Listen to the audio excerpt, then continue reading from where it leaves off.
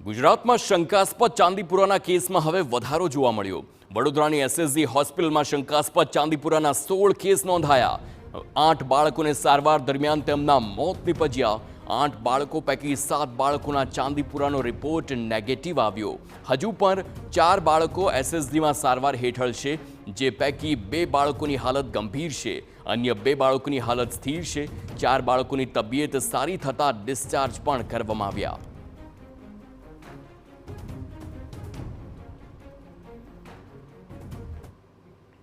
ગુજરાતના પંચમહાલ અને દાહોદમાંથી સેન્ડ ફ્લાયના કારણે થતા બાળકોમાં ચાંદીપુરા રોગના કારણે 8 બાળકોના મોત થયા હોવાની વિગતો આવી રહી છે। હવે આ વિગતો એસએસજી હોસ્પિટલમાં દાખલ કરાયેલા બાળકોના મોત થયા હોય તેવી આવી રહી છે। ત્યારે સમગ્ર વિગતો જાણવા માટે પહોંચ્યા છે એસએસજી હોસ્પિટલના પીડિયાટ્રિશિયન ડિપાર્ટમેન્ટના હેડ ડોક્ટર ઓમ પ્રકાશ પાસે। સર, શું પરિસ્થિતિ છે? આ જે મોત થયા છે 8 બાળકોના, એમના જે રિપોર્ટ્સ કરાયા એની અંદર ચાંદીપુરા પોઝિટિવ આવ્યું હતું? નહીં, હાલમાં આપણે આને ચાંદીપુરા નહીં કહી શકાય।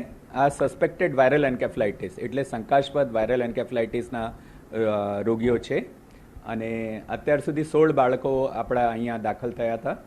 હાલમાં અત્યારે અહીંયા 4 બાળકો દાખલ છે, જેમાંથી 2ની પરિસ્થિતિ ગંભીર છે અને એ લોકો અમારે અહીંયા સઘન સારવાર હેઠળ દાખલ છે, જેને આપણે પીડિયાટ્રિક ઇન્ટેન્સિવ કેર યુનિટ કહીએ છીએ અને 2 બાળકો ડિસ્ચાર્જની તૈયારીમાં છે, એટલે 2 બાળકો સાજા થયા છે।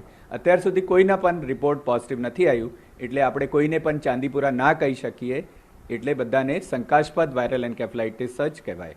અચ્છા, શંકાસ્પદ કહી શકાય, પરંતુ જે મોત થયા છે એ લોકોના જે રિપોર્ટ્સ આવ્યા છે, રિપોર્ટ્સની અંદર શું જોવા મળ્યું છે? આ ચાંદીપુરા માટેનો જે વાયરસ છે એ ક્યાંય એક્ટિવ દેખાયો હતો? ના, કોઈમાં પણ ચાંદીપુરાનો વાયરસનો પોઝિટિવ રિપોર્ટ નથી આવ્યું, એટલે બધાનું રિપોર્ટ આશરે અત્યાર સુધીમાં 7 રિપોર્ટ આવ્યા છે અને બધા નેગેટિવ રિપોર્ટ છે, એટલે કોઈને પણ ચાંદીપુરા વાયરસ નહીં કહી શકાય, એટલે એને શંકાસ્પદ વાયરલ એન્કેફલાઇટિસ જ કહેવું પડે। અચ્છા, આ જે રિપોર્ટ આવ્યા બાળકોના, એ બાળકોના રિપોર્ટ્સમાં શું જાણવા મળ્યું હતું? બેઝિક શું કહી શકાય કે જેના કારણે બાળકોના મોત નીપજ્યા છે? ખરેખર આવા બાળકો જ્યારે શરૂઆતમાં એ લોકોને તાવ હોય છે, અમુકને માથાનો દુખાવ હોય છે, અમુકને ઝાડા ઉલટી હોય છે, અમુકને શરદી ખાંસી હોય છે, આ બધા પ્રોડ્રોમલ સિમ્ટમ્સ કહેવાય। એના પછી તરત જ આવા બાળકોની તબિયત બગડે છે અને એ લોકોને અલ્ટર્ડ સેન્સોરિયમ એટલે ભાન ગુમાવી બેસે છે અને ખેંચ આવે છે અને અમુક બાળકો શોકમાં પણ જતા રહે છે। ત્યારે આ જ્યારે બાળકો એના લીધે મૃત્યુ પામે છે। માતા પિતાએ ગભરાવાની જગ્યાએ હવે સાવચેતીની કયા પ્રકારથી જરૂરિયાત લાગી રહી છે બાળકોને ચાંદીપુરા કે એન્કેફલાઇટિસથી બચાવવા માટે? હા, માતા પિતાને બિલકુલ ગભરાવાની જરૂર નથી।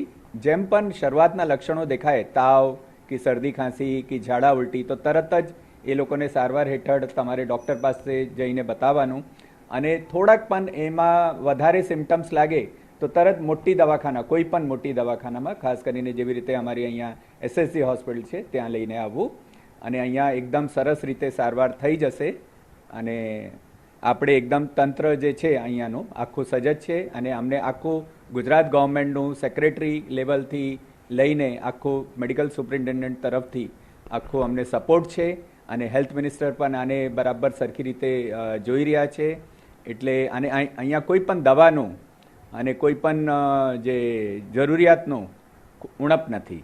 બિલકુલ, તો જે રીતે સેન્ડ ફ્લાયના કારણે થતો આજે ચાંદીપુરા રોગ છે, 16થી વધુ બાળકોને દાખલ કરવામાં આવ્યા હતા, એમાંથી 7 બાળકોના મોત નીપજ્યા છે। જોકે રિપોર્ટ તમામનો નેગેટિવ આવ્યો છે, એટલે કહી શકાય કે શંકાસ્પદ બાળકો જ હતા, પરંતુ તેઓની તાવ મગજ સુધી પહોંચી જતા તેઓના મોત નીપજ્યા હોવાનું પ્રાથમિક તારણ મળ્યું છે। હવે જોવાનું એ રહ્યું છે કે જે રીતે સેન્ડ ફ્લાયના કારણે વાયરલ ઇન્ફેક્શન વધી રહ્યા છે તેને લઈને તંત્ર સજ્જ છે, પરંતુ માતા પિતાએ ગભરાવાની જરૂર નથી, બાળકો માટે સાવચેતીની જરૂરિયાત છે તેવું એસએસજી હોસ્પિટલનો ડોક્ટર વિભાગ માની રહ્યું છે। કેમેરા પર્સન રોહિત ગોયલ સાથે અંજલિ ઓઝા, TV9 વડોદરા।